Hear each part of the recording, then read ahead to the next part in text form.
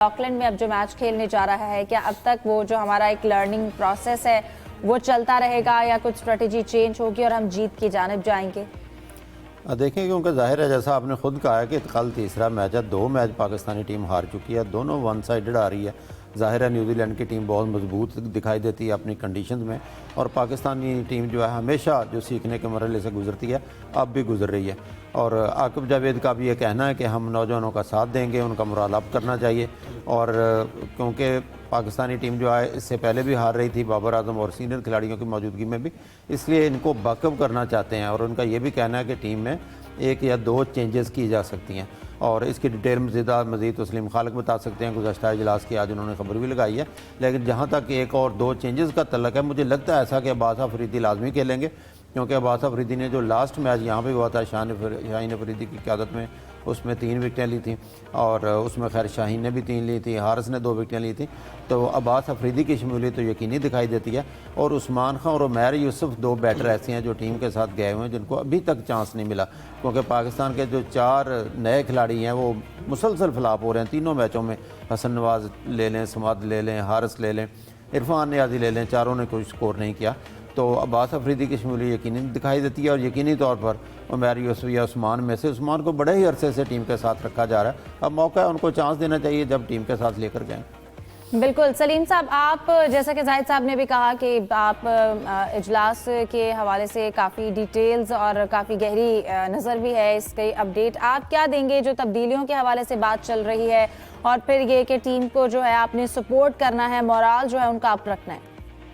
देखिए, मैं तो आकिब जावेद साहब का जो प्रेस कॉन्फ्रेंस की क्लिप देखी उसके बाद से हंसी अपनी रोक नहीं पा रहा था, क्योंकि एक बड़ी मिसाल आपने सुनी है ना कि ट्रक की लाइट के पीछे लगा देना, तो वो वैसे ही है, वो शायकीन पे लगाया हुआ। अब वो कह रहे हैं कि हमारा असल हदफ है एशिया कप और आगे जो वर्ल्ड कप है, यानी अभी हारते रहेंगे हम, कुछ छोड़ो आगे का सोचो, तो हमें भी आगे का सोचना चाहिए। अब देखिए, यंगस्टर्स को मैं कहता हूँ अगर उन्होंने स्क्वाड में लिया है तो पूरे मौके मिलने चाहिए। ठीक है, जो भी 2 मैच हम हार गए, कुछ प्लेयर पूरी तरह उसका फ्लॉप हुए, लेकिन अभी इन्होंने 2 चेंजेस का कह दिया, इसका मतलब है उनको वो निकाल देंगे, फिर दूसरे लेकर आ जाएंगे, ये फ्लॉप हुए तो फिर किसी और को ले आएंगे, तो फिर प्रोसेस तो वही रहेगा, यंगस्टर सेट तो हो ही नहीं पाएंगे।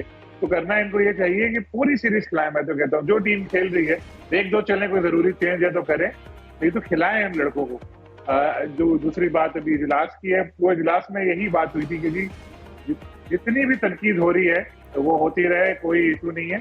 हम लोग जो है यंगस्टर्स को खिलाने की हिकमत अमली पर कार्रवाई करेंगे। ये एक इस तरह का एक फैसला हुआ है, यानी अगली सीरीज में भी अभी इन लोगों का इरादा यही है कि बाबर हुए या फिर रिजवान हुए उनको बाहर ही रखें। ठीक है, यूसुफ साहब, आप इस हवाले से क्या कहेंगे? जिस तरह से ये प्लानिंग हो रही है और आगे के हवाले से हिकमत अमली बनाई जा रही है, पाकिस्तान का ये अपना तीसरा मैच जीतना भी बहुत ज़रूरी है। देखें हिफ्ज़ा, पाकिस्तान टीम ने यकीनी तौर पर नौजवान खिलाड़ियों को मौका दिया है, अच्छी बात है, उनको मौका मिलना चाहिए, लेकिन मेरे ख्याल में जो वेन्यू है वो अच्छा नहीं किया। अगर यही नौजवान खिलाड़ियों को यहाँ पर जो पाकिस्तानी कंडीशन में खेलने का मौका मिलता तो मेरे ख्याल में यकीनी तौर पर बेहतर होता, क्योंकि इन नौजवानों ने इन्हीं विकेटों पर परफॉर्म किया। तो एकदम से आपने उनका गेयर तब्दील किया और उनको मुश्किल कंडीशन में डाल दिया, ये उनके जो करियर के साथ खेलने के मुतरादिफ भी है। अगर यही नौजवान पाकिस्तान में खेलते मेरे ख्याल में इनका जो रिज़ल्ट था, जो परफॉर्मेंस थी, ज़्यादा बेहतर होती।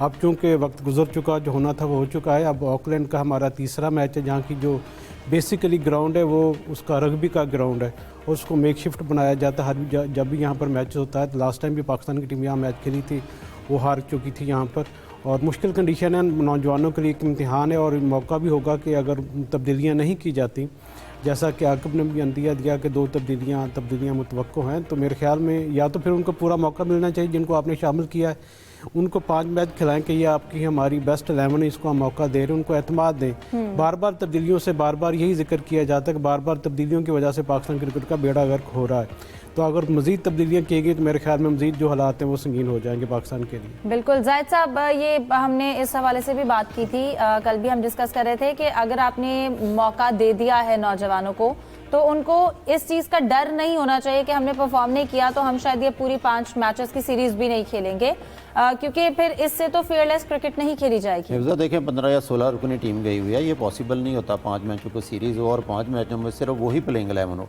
जो बाहर 3 या 4 प्लेयर बैठे हैं उनको चांस तो कहीं ना कहीं देना है। क्योंकि कल का एक किस्म का सीरीज़ का डिसाइडर मैच है। सीखने के मरहले का ये हरगिज़ मतलब नहीं होता कि आप बिल्कुल रिस्क लें और सीरीज़ गवा कर आगे जाएं वापस। एक जीत जो है वो टीम का मोराल अप करती है। नौजवानों के लिए भी टीम की जीत बहुत ज़रूरी है। तो मैं समझता हूँ अगर जो ज़रूरी चेंजेस हैं, जिसकी तरफ आगे ने इशारा किया एक या दो चेंजेस का, तो वो कर देनी चाहिए एक दो या दो चेंजेस, क्योंकि इस वक्त जीत लाजमी है। एक जीत ज़रूरी होगी, टीम का मोराल अप होगा, प्लेयर्स की बॉडी लैंग्वेज ही चेंज हो जाएगी। वरना कल हारेंगे तो फिर मज़ीद प्रेशर में आएंगे। तो ज़्यादा प्लेयर तो गए ही नहीं है, 15-16 हैं, और इसमें से भी वो प्लेयर हैं जो बहुत से पहले खेल भी चुके हैं। और मोहम्मद अली पे बहुत हुजूर दे रहे थे, लेकिन ज़्यादा अच्छी बॉलिंग नहीं कर सके मोहम्मद अली। बैट्समैनों का मैं पहले ही जिक्र कर चुका हूँ। तो एक या दो चेंजेस जो हैं वो करने में कोई हर्ज नहीं है, क्योंकि टीम के लिए जीत इस वक्त ज़रूरी है। और मेरा ख्याल है वहाँ की कंडीशन में, जहाँ छोटे ग्राउंड है और एक ख़ास तौर पर हमारे बैट्समैन बिल्कुल ही नाकाम दिखाई देते हैं। और शाहीन तो आपको याद है पिछले मैच में शाहीन ने जो है शुरू में जो है एक मेडन ओवर कराया था, उसके बाद शाहीन को भी बड़ी मार पड़ी और टिम सेफर्ट और फिन एलन बहुत ही आउट क्लास खेले, चौके छक्के भी उन्होंने खूब लगाए। तो मैं समझता हूँ कि थोड़ा सा सीखने के मरहले के साथ साथ जीत का आंसर भी जो है वो भी जहन में होना चाहिए कि हम मेहनत करें और अपनी विकेटें ना गवाएं और टेल एंडर्स की तरह शाटें लगाना ज़रा बंद कर दें।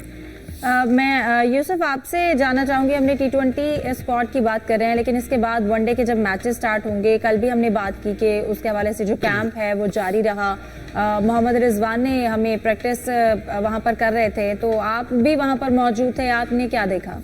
जी बिल्कुल हिफ्ज़ा, ये न्यूजीलैंड के खिलाफ चूँकि पाकिस्तान को 29 मार्च से 3 वनडे मैचेस खेले जाएंगे जो 5 अप्रैल तक जारी रहेंगे, जिसके लिए कैंप लगाया गया, जिसमें 9 खिलाड़ी शामिल हैं, जिसमें बाबर आजम और मोहम्मद रिजवान, तैयब, ताहिर, वसीम जूनियर, नसीम शाह। और ये जो खिलाड़ी इनको मौका दिया गया कि अपनी फॉर्म और फिटनेस को बेहतर करें। कल भी हमने देखा कि ये खिलाड़ी अपना ट्रेनिंग करते हुए नज़र आए। इस पे जो नेशनल टीम के साथ पहले हेड कोच के तौर पर वहाँ पर काम कर चुके हैं शाहिद असलम, वो उनको बैटिंग के लिए प्रैक्टिस करवा रहे थे। और बाकी जो खिलाड़ी हैं वो भी कौमी स्क्वाड के साथ अपनी मदद कर रहे थे।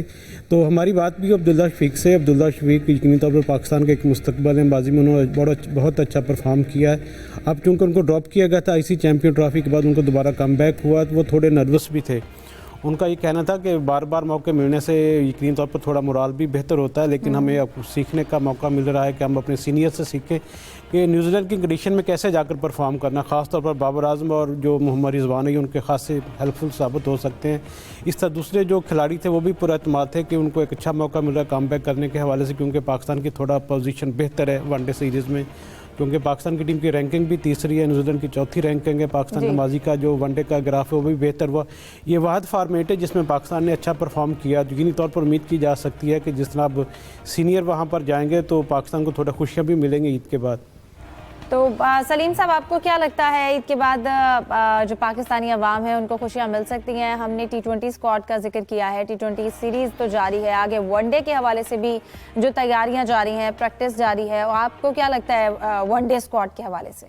देखिए, वनडे स्क्वाड में सारे तकरीबन सीनियर प्लेयर्स वापस आ जाएंगे और वापस के आ जाएंगे, टीम में ही रहे। वो T20 से बाहर हुए थे। दिलचस्प बात तो यही है कि शुरू से हम कह रहे थे कि परफॉर्मेंस खराब वनडे में रही, बाहर हो गया T20 से। तो एक ऑन पेपर तो हमारी टीम बेहतर होगी और एक एडवांटेज हमें ये भी मिला था, लेकिन चूंकि हमारी टीम इतनी स्ट्रॉन्ग नहीं थी, इससे फायदा नहीं उठा सकी कि न्यूजीलैंड में बहुत सारे स्टार्स थे नहीं, IPL की वजह से उसको टीम में लिया ही नहीं गया। लेकिन यहाँ पर हम लोग इस चीज का फायदा नहीं उठा सके क्योंकि हम खुद अपने प्लेयर्स को छोड़ गए थे। तो वनडे में हम लोग हो सकता है कि जब हमारे सीनियर वापस आए तो उसके बाद हमारी परफॉर्मेंस का ग्राफ थोड़ा बेहतर हो। लेकिन फिर भी मैं ये कहूँगा कि बहुत ज्यादा उम्मीदें ना लगाएं, और कोच साहब ने पहले कह दिया है कि जी आगे का सोचें एशिया कप और वर्ल्ड कप का। और यंगस्टर्स के हवाले से ये बात थी कि हमारे पास जो भी हम टीम लेकर गए हैं न्यूजीलैंड, तो बेंच पे कौन सा हमारे पास कोई ब्रायन लारा या डॉन ब्रैडमैन बैठे, वो भी जो नए लड़के ही हैं। उस्मान को पहले काफी मौके मिल चुके हैं लेकिन वो परफॉर्म नहीं कर सके, लेकिन खेल रहे हैं मुसलसल। तो एक चीज ये हो सकती है कि उस्मान को ओपनिंग करा दी जाए और कहें कि तुम जिस तरह खेलते हो तरह खेलो हारिस के साथ, दोनों एक ही तरह से खेलते आके बचते हैं और बैट आते रहते हैं। सलीम साहब, आप बेंच की बात कर रहे हैं, ब्रायन लारा तो बेंच पर नहीं बैठे, बेंच पर बैठना तो दूर की बात, हमें तो नहीं लगता कि ब्रायन लारा कोई टीम में भी शामिल है। तो बेंच तो बाद में हम देखेंगे, पहले तो टीम को देखेंगे। बहरहाल